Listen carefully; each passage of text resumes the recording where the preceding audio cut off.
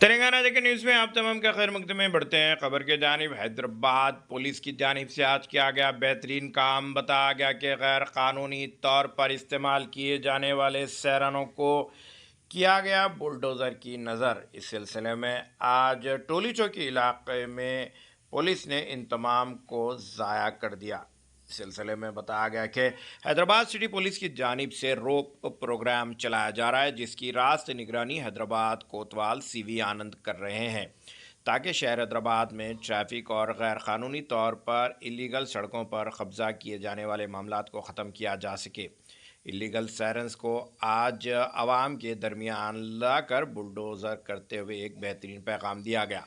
अगर अभी तक आपने ये चैनल को सब्सक्राइब नहीं किया तो फौरी कर लें। आलमी, मुल्की, रियासती, मुकामी खबरों के लिए देखते रहिए आपका अपना चैनल तेलंगाना दिक्कत न्यूज़।